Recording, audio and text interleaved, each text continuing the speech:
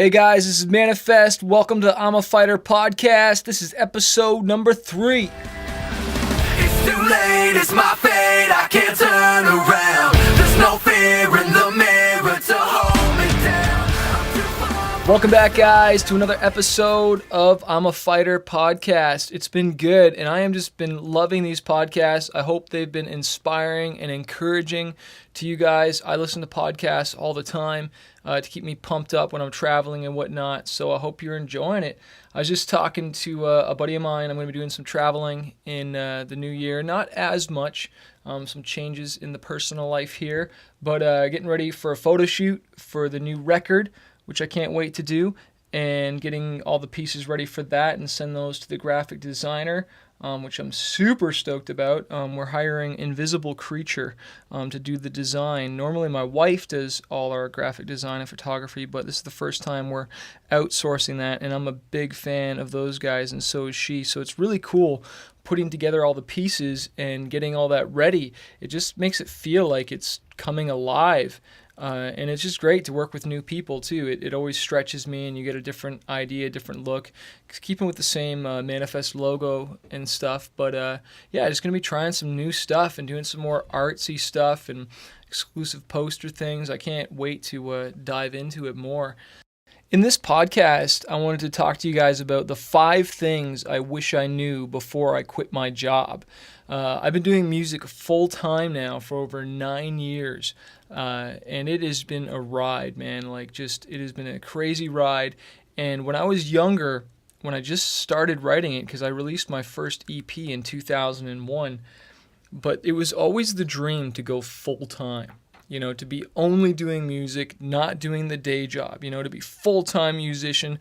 That was always the question when you met another artist. Oh, are you full-time at this? Or do you do this for a living? That's how you live and pay the bills. You just write music all day. That was the thing, And some of you know my story, but when I quit my job, I called, my lawyer. I had gotten signed. I had spoke with my management. And I tried to make sure that everything was set up okay and that I could still pay the bills. I was just recently married. I think I've been married maybe a year. And after I got signed, I thought, you know what? Now I can quit my job. I can go full time on this. And honestly, I went broke almost within 3 months. I started traveling, getting on the road. And, we were doing festivals. I remember we drove from Toronto all the way to, Washington was the first show. There was no shows in between. What kind of a plan is that? I had no plan and just thought everything would just work out and I would just, pay for it. And I did. You know what I mean? Eventually got to the point where I was just transferring money from my credit line to my bank account so I could pay for my bank account to pay for my visa because I was using my visa to pay for everything. And it was going crazy, And so I thought I'd come up with and chat with you guys about 5 things I wish I knew before I quit my job. And I wish I knew, first of all, how hard it was going to be, and how much work I had to put in. And it wasn't just going to happen overnight. I thought I was just going to be a rock star, rap star. People are going to love me because I think I'm awesome. And this is, my first real CD on a label. And yeah, I'm a big deal now, man. Yo, check me out. Well, you know what? I didn't realize that it was up to me now to get going every morning. I didn't have a boss that said, hey, you got to be here at this time. It was up to me to get up. If we had a show or something like that or an interview that was scheduled, yes, I'd have to wake up for this time or be at the show at this time. But to do anything else, to stay motivated and, interacting with fans on social media and doing more stuff and writing or doing anything else extra, it was up to me to get going. I didn't have a boss, calling me down. And that's one thing I realized too for any artists that are listening is that, no one is going to care as much about your career as you are. I always wanted a manager, someone to just solve all my problems and make it happen for me. And yes, there is a lot of good people I work with and people that I hire and that have helped me out so much that I'm so thankful for. But at the end of the day, it was always up to me, and no one's going to care about my music as much as me. No one's going to be as passionate about what it is I'm doing as I am, because it's my thing. And it's the same thing for their thing or their passion. So that was my first one. The second was, I don't think I realized, or I wish I knew, that there wasn't always going to be a steady paycheck every week. I had a salary job that no matter, what got done, or if nothing got sold or whatever, I was in the IT field, I had a paycheck, man. I had money deposited into my account every week, and it was great.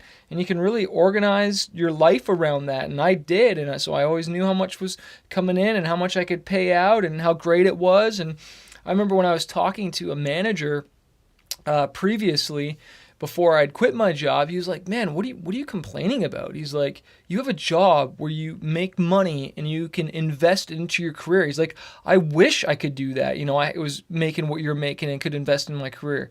And you know what? At the time, I didn't get it. I didn't realize, I'm just taking all this money and I'm investing into my career. I'm paying for a website or paying for studio time and, paying for a designer or whatever. Actually, at the time, my wife was doing the design, so I was getting it for free. But web design, I wasn't. And maybe I didn't realize how good I had it because I was just paying for stuff. Plus, I was just living at home. And so when I quit my job and didn't have that steady paycheck anymore, it was like, man, I either got to play shows or I wasn't selling enough music to make money. I'd only had my first real CD. I had my independent projects out, but there wasn't any of this reoccurring money coming in unless I played shows or sold merchandise off my store. And so all of a sudden I realized, man, I got to figure this out, So that was a big surprise. And let's jump to number 3 really quickly here. I should have had more of a plan. I didn't have any plan in place. I didn't have a cushion financially. Part of the problem was when I did quit my job is I borrowed money to buy a car for touring because the car I had, it was old and I didn't want it to break down while I was on the road. And so I ended up borrowing money right off the bat to go into debt to go on the road, that I was going into more debt as well. So I went into debt to go into more debt. And this is one of the big things and connects us to number 4 is that I wish I knew how much debt would crush creativity and stress me out. When you're trying to create and you're trying to write songs, there's nothing that will stress you out more than the weight of debt and trying to pay bills and freaking out and how am I going to do this? And I don't want to be motivated by having to make money. I want to be motivated just by creating and wanting to help people and making a difference and not having to worry about having to make an income all the time and stressing out my decisions. And one of the big things I heard when I was going through rough times, through this preacher I really look up to, Kenneth Copeland, he said, "Chris, he didn't say this to me, but I heard him say, don't worry about how you're going to get the money in, but concentrate on how you're going to get the word out. How are you going to get your message out there to the world, whether you're Christian or whatever you believe in. Concentrate on your message and not the money." But man, honestly, there's times where I was stressed out and I made decisions based on money, and that's honestly a scary place to be. You don't want to be there. So, obviously, yes, I am all about fighting for your dreams. I am all about, you quitting your job and working for yourself and going for it. But if I'm not about you going into debt and borrowing to make it happen, because it will stress you out and most bands end up falling apart because they can't pay their bills. It's way better for you to start out slower and build and build and build. I heard one artist say back in the day, and this is going way back, they were all in the band, and the deal was, everybody has to have a job and everybody is putting money into this band. So it's if you want to be in this band, how much are you putting in, bro? How much are you contributing? You're just showing up at practice or showing up for the shows to rock out on stage? Or are you actually putting money in this to invest, because we're young, got to get it moving, got to get started. And you know what? It's true. It shows where your heart is, and it'll definitely show where your commitment is. So if you are thinking of quitting your job, make sure, first of all, you realize it's going to be up to you. to get up and make it happen every morning. No one is going to just hand you your dreams and hand you this lifestyle that you want. Second, realize that there isn't going to be a steady paycheck coming in right away until you keep working at it and working at it. For me, it took a few years. It took a while before money actually started to come in and I could actually pay for stuff. Like, it was crazy. And then three, let's go over this, is more of a plan. If you're thinking of quitting your job out there, take time to plan to see how the money is going to come in. Budget. If you got this expenses, or if you're living at home, then great. You know what I mean? Then you can really just go out and go for it. You don't have, a mortgage payment or rent payment. But if you have these different things, you need to account for them, because you got to not only make enough money to pay for your bills, but to also invest and create and get back in the studio and do your thing, or whatever it is that, you're trying to build. And then the fifth thing I wanted to say was, I wish I knew how much freedom it would enable me to have. And that's probably the coolest thing about working for yourself and starting up your own job and being an entrepreneur, is that freedom, the ability to work for yourself and create something on your own and build it, and not, necessarily working for the man. And, there is nothing wrong with that at all, especially if you're really passionate about where you work and you're contributing and helping. But let me tell you, working for myself and building something, it's been the most fulfilling thing, and it's allowed me, flexible time and, time with my family, and just to have that freedom and peace and owning something and building something for my family one day and for my kids, and I wish I knew that a long time ago. I probably would have started a business sooner. And that's the cool thing too, man. If you're working for somebody else, you don't have to just quit to start it. I said to a friend who's going to college for business, I said, man, don't wait until you've graduated to start your business. Start now. Start right away. Start getting and figuring things out. Why would you wait, when you can bootstrap it and start it yourself? And it doesn't necessarily mean you have to spend all this money either. Like, there's a book I recommend called The $100 Startup, and it talks about all these different businesses that you can start with $100 or less. So if you're like, yeah, man, I want to quit my job and just go for it, that's what this podcast is about, is encouraging you to take action and to go for it. Yes, go for your dreams, fight for them. But there's another word I want to interject there too, and that's patience.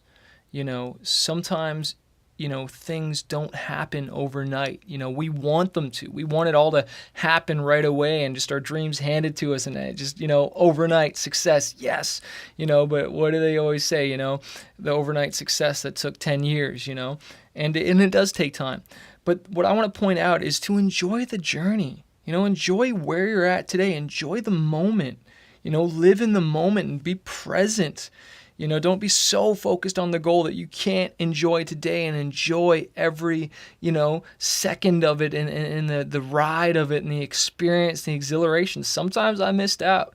I was so focused on just, where I wanted to go. I missed out on today and all the little, tidbits and the things that were around me and happening around me. So that wraps up another I'm a Fighter podcast. I hope it's totally inspired and encouraged you guys. If you dug it, please rate it. Please share it with people. If you haven't yet, sign up on the email list at imafighter.net so we can send you other updates, blogs, all that stuff. Got a new record coming out I'm super stoked about. But right now I want to play you a song. It's the Human Light Mix. Check it out.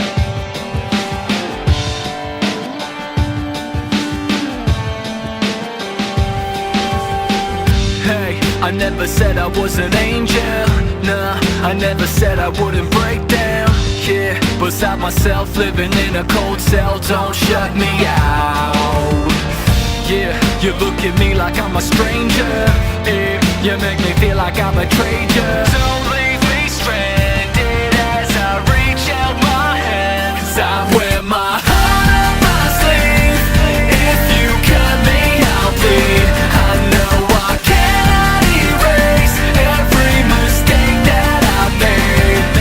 Yeah, I never said I was an angel. No, I never said I wouldn't break down. But life keeps on moving. By now you should know I'm only human.